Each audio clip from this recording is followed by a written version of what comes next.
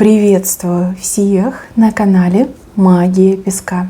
Мои дорогие любимые зрители, меня зовут Ольга, и сегодня для вас я сделаю отсыпочку на такую тему.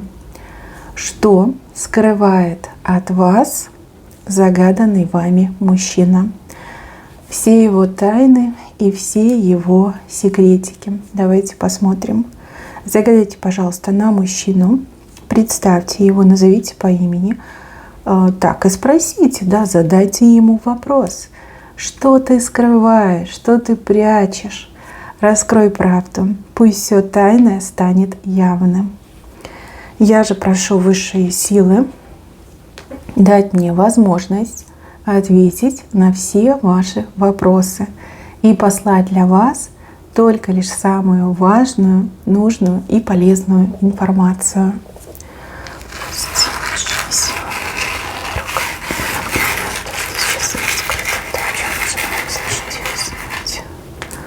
Ох, мужчина как капуста в камуфляже.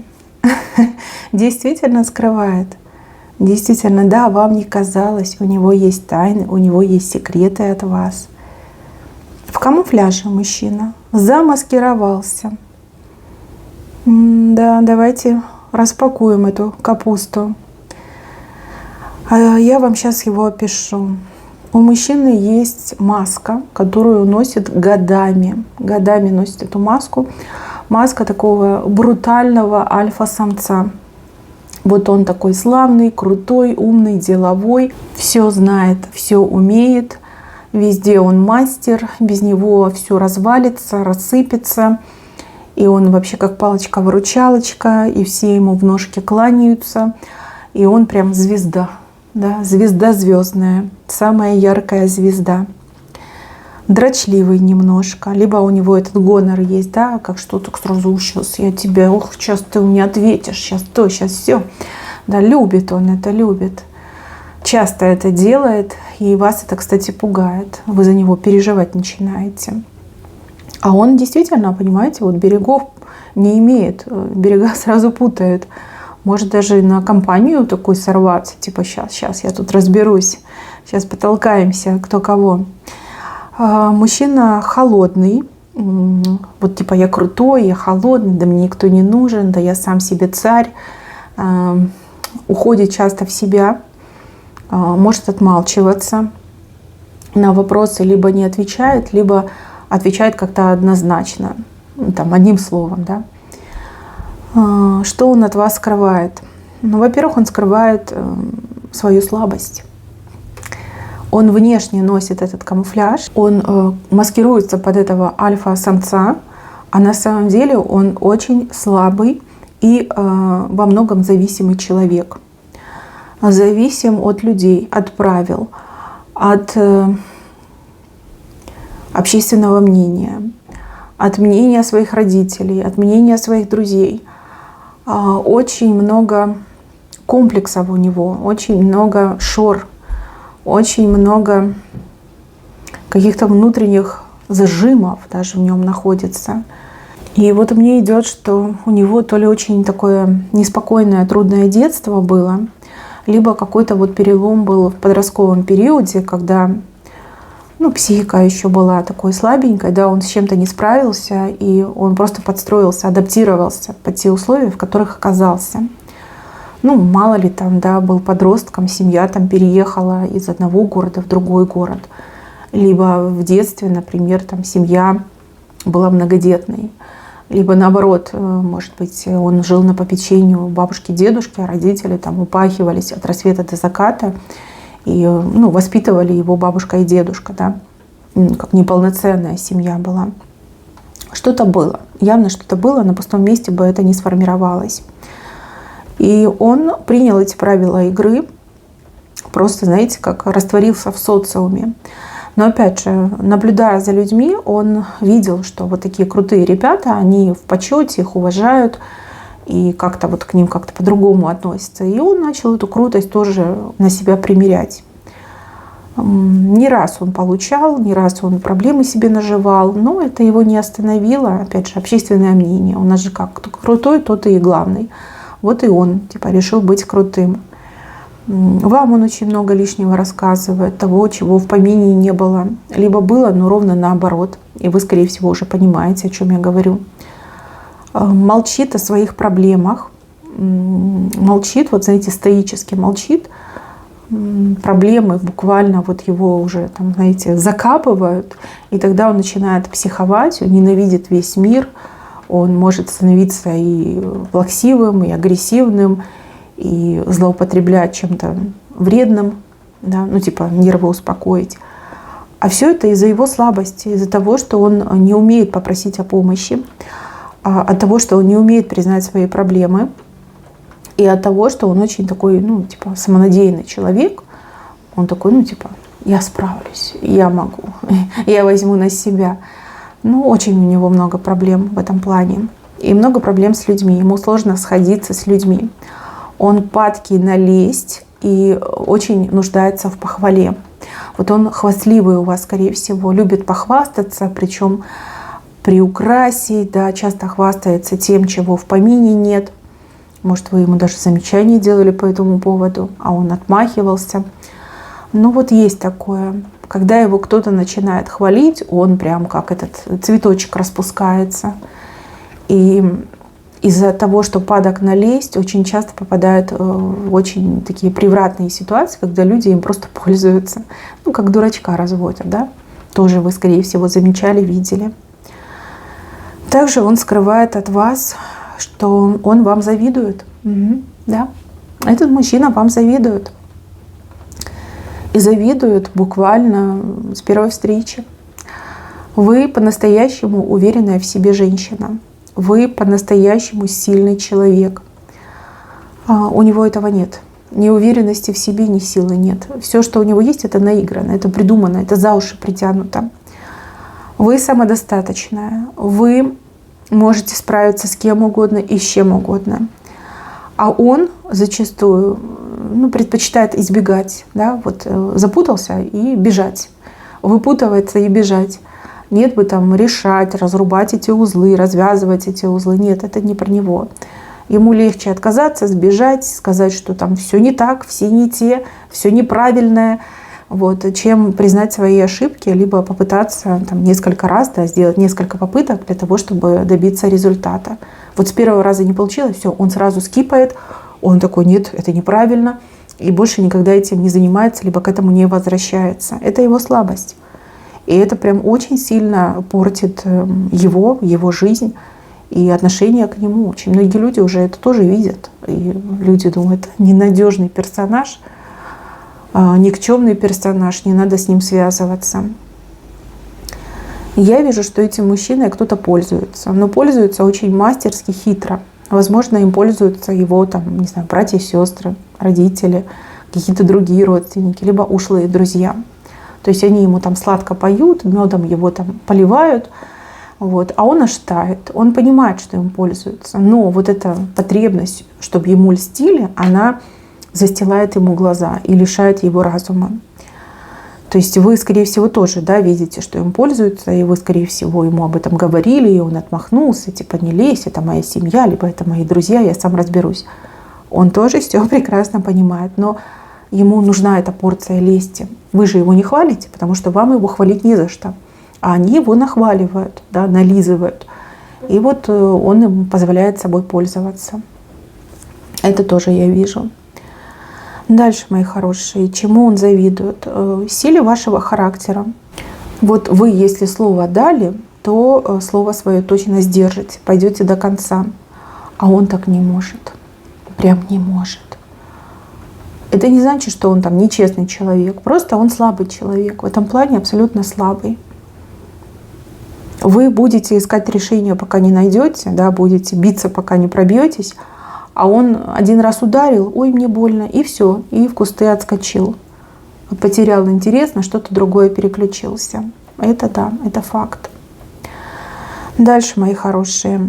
Вижу, что этот мужчина ваш загаданный, он любит женские общества. То есть с женщинами, да, любит общаться, может там кокетничать, либо что. Ну, не ухаживать, нет, но как-то вот пыль, наверное, в глаза пускать женщинам. Дамский угодник, так можно его назвать. Но он у вас не гулящий, это сразу видно. Опять же, страшно, да? Страшно ему гулять, потому что, зная вас и зная ваш характер, он понимает, что это ему дорого встанет, и не факт, что он вообще переживет измену, да? С вашей силой, с вашим характером, с вашим умением наносить удар, но это прям очень чревато. Может общаться с женщинами, может знакомиться с женщинами, но не более того. То есть там интима 100% нет. И опять же, он какой-то у вас немножко как брезгливый, да, человек. В этом плане, да, это хорошо. То есть он, ну, если что-то там, да, такое вот там плохо пахнет, либо ну, что-то показалось, да, он уже такой фу-фу-фу, короче, уходит, отходит и подальше. Ну и боится последствий, боится еще и всяких этих заболеваний, да, которые передаются этим половым путем. Может, у него в прошлом было что-то такое, да, что его прям довело до истерики. Ну, я не вижу, чтобы он прям гулял. Знакомиться может, общаться может, но не гулять. Но опять же, это же не так, что он идет и женщин себе ищет. Нет, он где-нибудь на работе, либо, может быть, там, в магазине там, с продавщицей может пообщаться, но не более того, да. Есть у него друзья гулящие, он на них смотрит, он их осуждает. Вот, про них он может вам говорить, может не говорить, но сам он не будет гулять, это 100%. Может, в прошлом что-то было, но это было максимально неприятно и болезненно, и больше он на такое не пойдет. Так, он скрывает, что он вас любит и вами дорожит. Скорее всего, обычно он вам там говорит, что я уйду, либо мы расстанемся, либо еще что-то, да, ну, типа угрожает. Но на самом деле, если вы по-настоящему расстанетесь, то он этого не переживет, он это прекрасно понимает. Он как цепляется за вас и руками, и ногами, понимая, что без вас он пропадет. Понимая, что ему действительно в жизни повезло, и он встретил такую шикарную, прекрасную, умную женщину, и что нужно держаться вас во что бы то ни стало. Про любовь свою не говорит, ну, потому что не умеет об этом говорить, потому что считает, что это проявление слабости. Считает, что если он вам скажет про свою любовь, либо как-то будет очень максимально любезен с вами, тактилен, либо ласков, что вы воспримете это как слабость. А ему же нужно носить эту маску альфа-самца, да? Вот поэтому он так себя и ведет. Хотя вот я вижу, что вы чем-то то ли болели, то ли что-то, ну, плохо себя чувствовали, он очень сильно испугался. Он очень испугался. А вдруг с вами что-то серьезное, да? А как он справится? А вдруг вы куда-то денетесь, да, ну все, конец. Кстати, он очень ревнует вас, очень ревнует. Он может скрывать свою ревность, причем скрывать мастерски, даже прикидываться равнодушным. Но при этом, девочки, если вы живете вместе, 100% он шерстит ваш телефон. Если есть компьютер, то и компьютер он тоже шерстит на предмет каких-то компроматов, каких-то связей, общения. Постоянно это делает. И в сумку вашу может лазить. Причем периодически, да, систематически прям проверяет. Да, и вещи даже ваши личные может просматривать. Мало ли вы там в ящике с нижним бельем прячете что-то. Он это делает, девочки. Он боится вас потерять. Он ревнивый персонаж. Тут даже не про ревность, а про страх, что он вас потеряет. Вот. У него ручки трясутся, когда он это делает. Ему страшно, что он что-то найдет, и вдруг он найдет, и это будет конец. Все, вы от него уйдете. Очень боится. Если бы вы могли залезть к нему в голову и посмотреть, насколько у него там все запутано, и сколько много у него страха, вы бы ахнули. Вы бы сказали: Боже мой, с кем я живу? Спаси и сохрани, да, как я вляпалась в такое. Но с другой стороны, в нем есть и хорошее. Хорошее, которое он тоже в себе прячет. Хорошее в том, что он может быть заботливым, но почему-то он заботу тоже воспринимает как за слабость. Вот ему кажется, что если он позаботится, то все будут тыкать в него пальцами и говорить, что он слабак, что он под кого-то там прогнулся. Также я вижу, что его часто обманывали и предавали, и поэтому он закрылся от людей. Но если он увидит, что кому-то действительно нужна помощь, кто-то в беде, он будет помогать. Будет 100%. Вот кинется, не задумываясь о последствиях, и будет помогать. Еще я вижу, что он животных любит. У кого-то даже отыграется, что котов любит. Мужчина, который любит котиков, ну это прям, да, это состояние души. Плохой человек не будет котиков любить. Это 100%. Ну и собаки, да. Ну просто котики, они более сложные, да, характерные. Ну вы сами знаете. Кошечка просто так не будет там перед вами хвостиком вилять. И любовь кошки нужно заслужить. Кошки, да, животные, которые гуляют сами по себе. Если что-то вы там кошке плохое сделали, да, обидели кошку, она это всегда будет помнить. Собачка, она всегда щенок, да, там, собачки они преданные, верные, как дети. А кошки нет, они больше на людей похожи. Ну, у кого кошки есть, тот меня поймет, о чем я говорю. И у мужчин очень редко получается с котами иметь связь, контакт.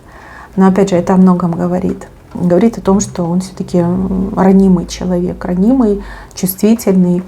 И просто он это прячет, он это скрывает даже, наверное, и от себя, потому что боится, что его обвинят в том, что он слабак. Так, еще про деньги он часто вас обманывает. Деньги либо скрывает какую-то сумму себе, там заначки делает на свои там развлечения, себе подарочки может делать. Но у кого-то еще отыграется, что он может деньги занимать, а говорит, что заработал, да, чтобы в грязь перед вами лицом не упасть. И девушки, которые думают, что у них мужчина жадный, он не жадный, у него просто денег нет. Были бы деньги, он был бы щедрым. Да, он, да, пытается замаскировать недостаток средств тем, что он разумно ими распоряжается и что типа он их экономит, собирает, например, на что-то. На самом деле денег нет. На самом деле с этим могут быть проблемы, причем проблемы серьезные. Но опять же, то, что у него там не получилось и он забросил, это тоже является частью этого алгоритма. Если бы он был более пробивным, более настойчивым, он умный человек, он бы многого мог добиться. Но поскольку у него нет такой силы характера, как у вас, и он не привык, да, работать над ошибками, вот у него зачастую, да, проблемы с деньгами присутствуют. Но он это прячет, он это скрывает. Так, еще в этой отсыпке я вижу тайну. У него есть тайна от вас. Но эта тайна вам сама откроется, когда придет время. Просто если сейчас я вам скажу, то произойдет что-то непоправимое, а я не хочу быть причиной этого. Вам еще как не время об этом узнать. Да? Не совсем обстоятельства соответствуют.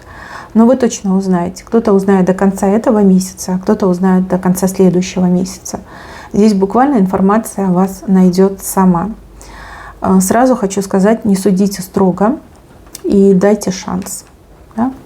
Он может все изменить, он может все исправить. И тут достаточно будет просто разговора, серьезного, обстоятельного разговора.